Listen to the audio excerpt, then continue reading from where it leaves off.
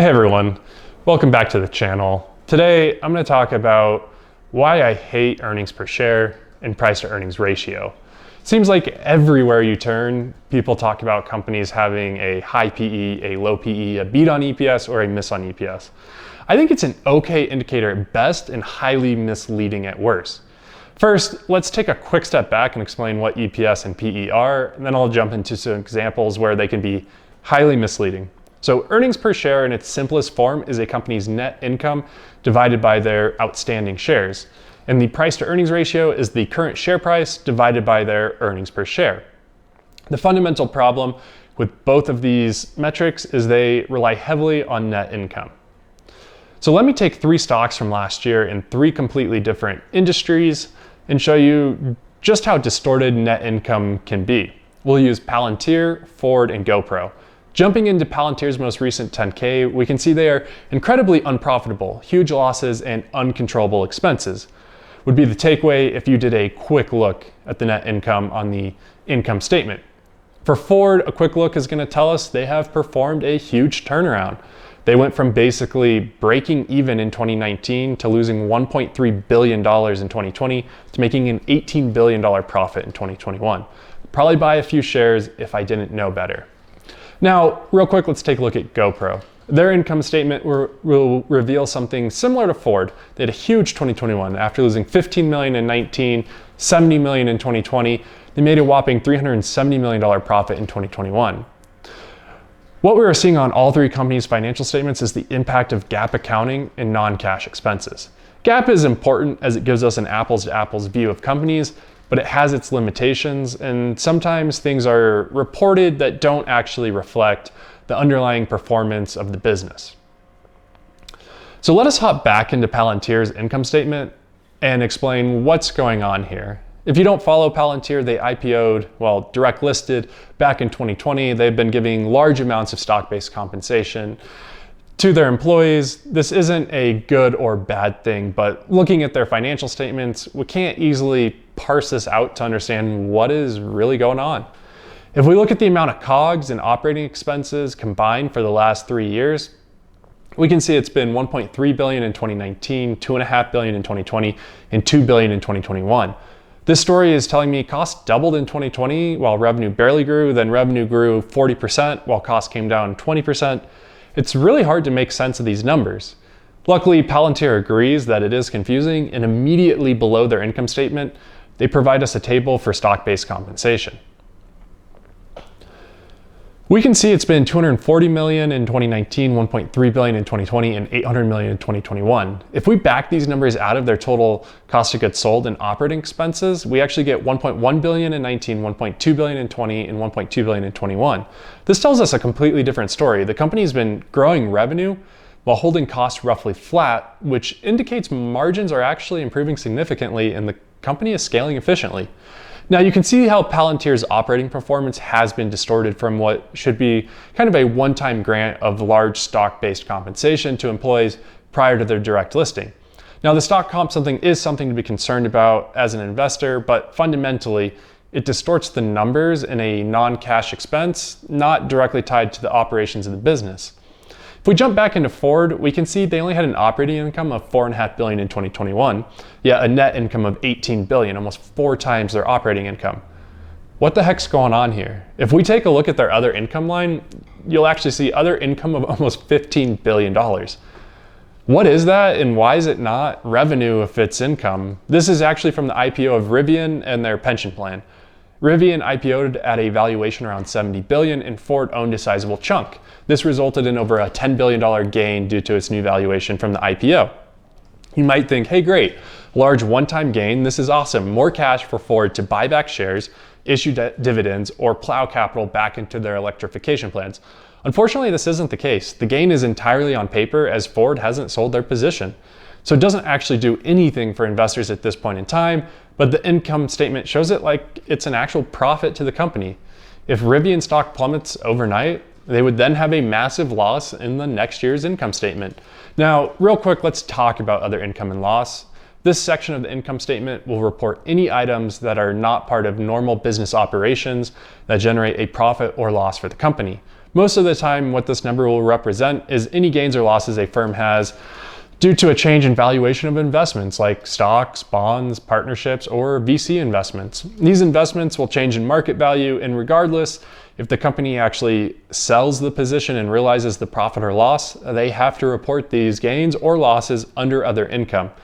This rule was enacted back in 2018, and Warren Buffett actually had some choice words for it back in 2017. That requirement will produce some truly wild and capricious swings in our GAAP bottom line. Berkshire owns 170 billion of marketable stocks, and the value of these holdings can easily swing by 10 billion or more within a quarterly reporting period. Including gyrations of that magnitude in reported net income will swamp the truly important numbers that describe our operating performance. For analytical purposes, Berkshire's bottom line will be useless. If Warren Buffett hates this accounting treatment, we probably should too. And it shows you how any company with large investments in stocks, bonds, VC, or partnerships, you can't rely on their net income to dissect the performance of the company. Now quickly, let's move over to GoPro, which is facing a completely different issue than both Palantir and Ford. If we look at their income before income taxes, we actually see a positive trend. They've gone from losing $19 million before taxes to making $90 million in 2021. But their net income is almost $400 million. This tells us they had a $300 million tax benefit. In their words, here's what happened. We recorded an income tax benefit of $281 million for the year ended December 31st, 2021, on a pre-tax net income of $90.1 million. Our income tax benefit for the year ended primarily resulted from a tax expense on pre-tax book income offset by the income tax benefit from the full release of valuation allowances on the United States federal and state deferred tax assets, and the release of a portion of our uncertain tax positions as a result of a lapse of the statute of limitations in certain jurisdictions, as well as income tax benefits from the stock-based compensation and federal and California research and development credits. If you're asking yourself what the hell any of that means, you're probably not alone. The quick TLDR is GoPro lost a bunch of money creating deferred tax assets. These grew so large and GoPro was unable to actually create a profit, they had to write these off by booking a valuation allowance. Now GoPro is actually profitable and they need those deferred tax assets, so they are having to write those off the valuation allowance, which caused a one large time gain on the income statement, but has not actually impacted their cash position. It's still a little confusing, but that's the best way I can think to summarize it. And as we can see from these examples, net income can be impacted by non-cash expenses, gains, losses, write-offs, and adjustments that are made purely to satisfy GAAP requirements. It can lead to the distortion of the actual performance of the business. And if you don't have a good understanding or grasp of accounting, it can be very confusing to follow. If we quickly look at the PE for Ford, you'd think they are a bargain, trading at a PE around 4 compared to peers like Volkswagen and Toyota that are trading at multiples closer to 8. If we actually normalize their net income for the Rivian IPO, they trade closer to a PE of 6. I'll show you a good way to normalize net income now. If we can't rely on the price to earnings and earnings per share because of net income, what should we do? I'd recommend looking at the statement of cash flows. You'll want to anchor in on the net cash provided by operating activities and then subtract any capital expenditures reported in the financing activities section.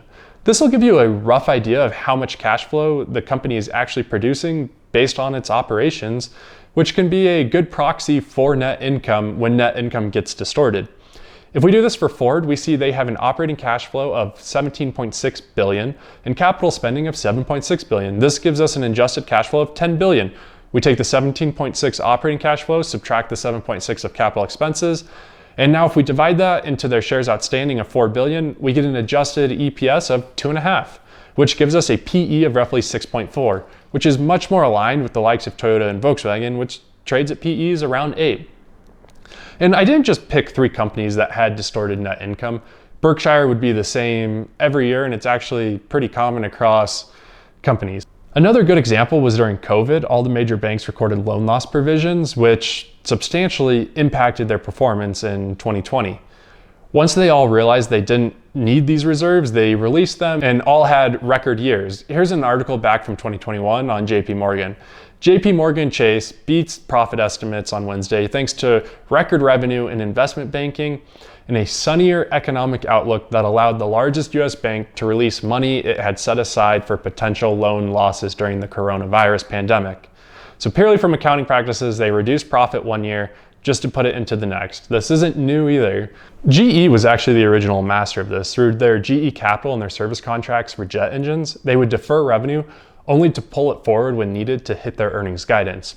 There's a great book by Ted Mann and Thomas Greida called Lights Out that covers a lot of the things GE did for decades to beat earnings and deliver Wall Street expectations. Now, all of this isn't to say you can't trust GAAP accounting and that the income statement, but it's that you shouldn't be making any investment decisions based off of those. Without actual analysis and due diligence, if you ever take a look at a company and notice the EPS or PE is significantly higher or lower than peers, I would implore you to take a closer look at their financials and figure out what is actually going on, what's being reported, and it can significantly be different from the reality at times. As always, thanks so much for tuning in. Please leave any questions or comments below, and if you haven't already, please like or subscribe.